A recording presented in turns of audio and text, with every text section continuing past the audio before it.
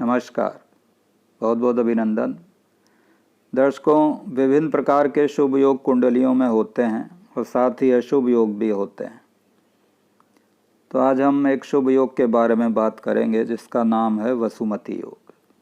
वसुमती योग मुख्यतः चंद्रमा से बनता है और चंद्रमा की स्थिति के हिसाब से ग्रहों को देखा जाता है, अर्थात चंद्र लग्न से इसमें हम देखते हैं कि ग्रह कहाँ बैठे हुए हैं। ये एक रेयर किस्म का योग है, इसको लग्न से भी देखना चाहिए। तो हम ये कह सकते हैं कि चंद्रमा से और जो जन्म लग्न है दोनों से इस योग को देखा जाता है।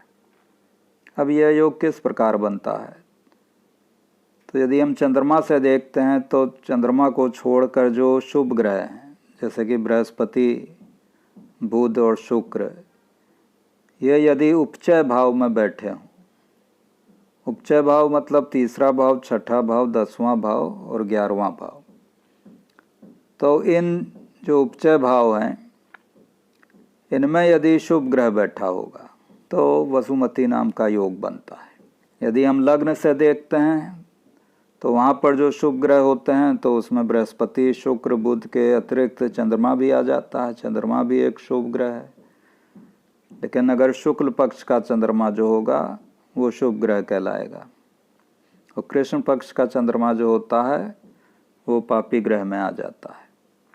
तो शुक्ल पक्ष का चंद्रमा होना चाहिए। तो यदि उपचय भावों में कोई भी शुभ ग्रह बैठा हो तो वसुमती नाम का योग बनता है। अब ये जो उपचय भाव हैं ये एक्सपेंशन के भाव हैं, तरक्की के भाव हैं। तो इनमें बैठे हुए जो भी ग्रह होते हैं वो व्यक्ति को समय के साथ साथ सफलता देते हैं। व्यक्ति उन्नति करता है, अपने पराक्रम पुरुषार्थ के बल पर वो उन्नति करता है। अब इस तो उपचय भाव में यदि शुभ ग्रह बैठे हों, ये आवश्यक नहीं है कि सभी उपचय भाव में कोई शुभ ग्रह बैठा हो, लेकिन कम से कम 3 उपचय भावों में कोई शुभ ग्रह बैठा होना चाहिए। वसुमती योग में व्यक्ति अपने मेहनत, पराक्रम, पुरुषार्थ के बल पर बहुत सारा धन कमाता है, काफ़ी ऐश्वर्यशाली बनता है। ये एक रेयर किस्म का योग है, हर कुंडली में नहीं बनता है और यदि बनता भी है तो उसको ये देखना चाहिए कि वाकई में ये योग बन रहा है कि नहीं। अब मान लीजिए उदाहरण के लिए हम एक ये कुंडली ले रहे हैं जो कि तुला लग्न की कुंडली है। तो इस कुंडली में हम देख रहे हैं कि लग्न से तीसरे भाव में 2 शुभ ग्रह बैठे हुए हैं, बुध भी बैठा है, बृहस्पति भी बैठा है। उसके बाद छठे भाव में शुक्र शुभ ग्रह है, ये भी बैठा हुआ है और 11वें भाव में चंद्रमा जो कि एक शुभ ग्रह है, तो चंद्रमा भी 11वें भाव में बैठा है। तो इस प्रकार यहाँ तीसरे, छठे और 11वें भाव में शुभ ग्रह बैठे हुए हैं। तो वसुमती योग बन रहा है इस कुंडली में। अब यहाँ ये देखना चाहिए कि ये वसुमती योग कितना शक्तिशाली है, कितना इसका प्रभाव रहेगा। तो यदि हम तीसरे भाव को देखते हैं तो यहाँ 2 ग्रह बैठे हैं, बुध भी और बृहस्पति भी। अब यहाँ पर जो बृहस्पति है ये तुला लग्न की कुंडली में एक अशुभ ग्रह बनता है, तीसरे और छठे भाव का स्वामी होने के कारण। तो यहाँ हम बृहस्पति की गणना नहीं करेंगे क्योंकि यहाँ पर बृहस्पति अशुभ हो गया और साथ में यहाँ बुध भी बैठा है जो कि शुभ ग्रह है। तो बुध यहाँ पर 9वें भाव का स्वामी है और द्वादश भाव का भी स्वामी है। तो 9वें भाव का स्वामी होने के कारण यहाँ पर ये शुभ है, तो बुध एक शुभ ग्रह हो गया। छठे भाव में शुक्र बैठा है, शुक्र यहाँ पर लग्नेश ही बन रहा है, तो लग्नेश होने के कारण शुक्र भी शुभ ग्रह बन गया है। और चंद्रमा यहाँ 10वें भाव का स्वामी है, तो चंद्रमा भी यहाँ शुभ ग्रह होकर एकादश भाव में बैठा हुआ है। तो इस प्रकार बुध, शुक्र और चंद्रमा के द्वारा यहाँ पर वसुमती योग बन रहा है। अब यदि तीसरे भाव में बुध नहीं होता, खाली बृहस्पति होता, तो वसुमती योग का पूर्ण फल नहीं मिलता क्योंकि बृहस्पति यहाँ एक अशुभ ग्रह बन रहा है।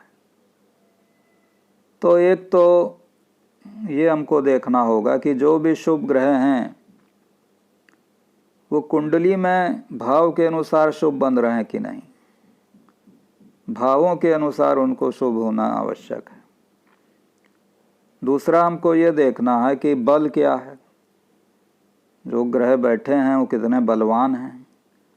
मान लीजिए शुभ तो हैं लेकिन नीच का होकर बैठ गया या अस्त होकर बैठ गए, तब इस योग का पूर्ण फल नहीं मिलेगा।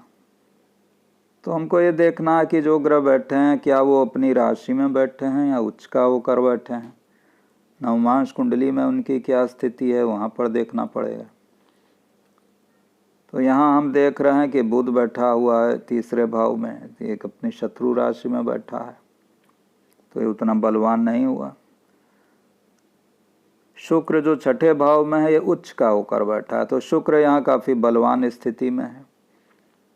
और चंद्रमा भी एकादश भाव में अपनी मित्र राशि सिंह राशि में बैठा है, जो कि सूर्य की राशि। तो इस प्रकार चंद्रमा और शुक्र यहाँ बलवान बन रहे हैं।